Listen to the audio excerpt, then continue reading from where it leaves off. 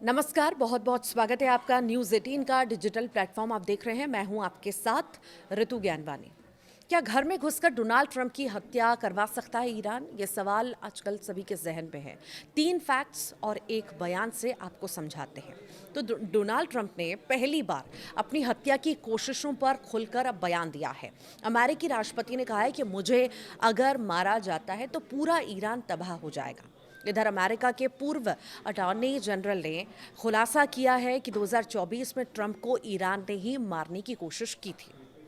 Iran से हत्या की धमकी मिलने के 5 दिन बाद अमेरिकी राष्ट्रपति डोनाल्ड ट्रंप ने बयान दिया है।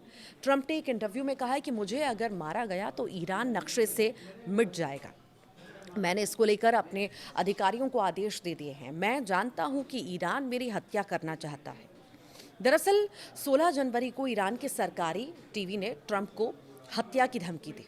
सरकारी टीवी ने लिखा, इस बार गोली चूकने वाली नहीं है।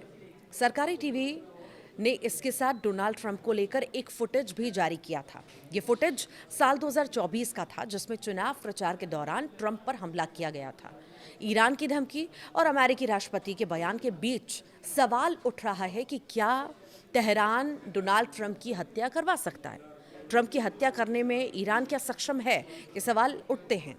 राष्ट्रपति डोनाल्ड ट्रंप ने एक इंटरव्यू में कहा है कि ईरान को ये नहीं करना चाहिए, लेकिन ऐसा अगर तेहरान करता है तो पूरा ईरान तबाह हो जाएगा।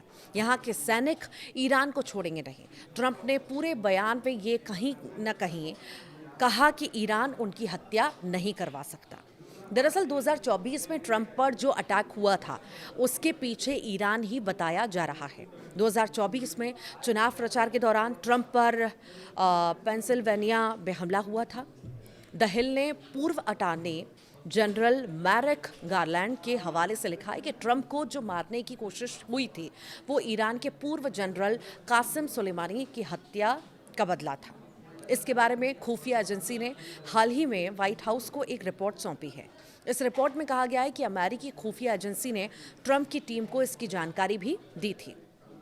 ट्रंप ने इंटरव्यू में कहा है कि इस पर बाइडेन को आधिकारिक रूप से बयान देना चाहिए।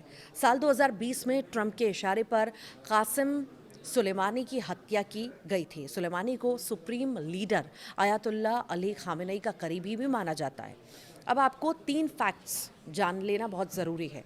तो ईरान के 7,000 लोग अवैध रूप से अमेरिका में रह रहे हैं। डोनाल्ड ट्रंप इसे खतरा बता चुके हैं। ट्रंप के मुताबिक ये सभी जो बिडेन की सरकार की असफलता की वजह से अमेरिका आए थे, ट्रंप अब इन लोगों को खदेड़ने में लगे हैं। दूसरा क्या है, 2024 में ट्रंप पर थॉमस मैथ्यू क्रुक्स ने गोली चलाई थी। बाद में उसे मार दिया गया, लेकिन अमेरिकी एजेंसी को उसके पास से कोई सबूत नहीं मिले। इसी तरह रेयान ने सितंबर 2024 में ट्रंप की हत्या करने की कोशिश की थी। अब जिस तरीके से ईरान का नाम इन मामलों में सामने आ रहा है, उससे कहा जा रहा है कि ईरान ने अमेरिकी प्रॉक्सी भी तैयार कर ली है।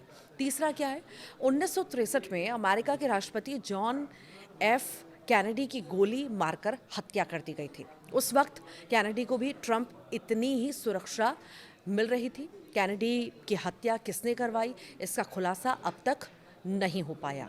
और अब सवाल यही है कि क्या इतना सक्षम ईरान है कि ट्रंप को मार सकता है? और लगातार इसको लेकर बयानबाजी भी सामने आ रही है और अलग अलग तरह के दावे भी हो रहे हैं। हालांकि चेतावनी भी ट्रंप लगातार जारी कर रहे हैं कि अगर ऐसा होता है तो पूरी तरह से सब कुछ खत्म कर दिया जाएगा, कुछ भी बचेगा नहीं अगर उन पर हमला होता है या उन्हें मारने की कोशिश होती है। तो आप क्या सोचते हैं, ज़रूर बताइएगा।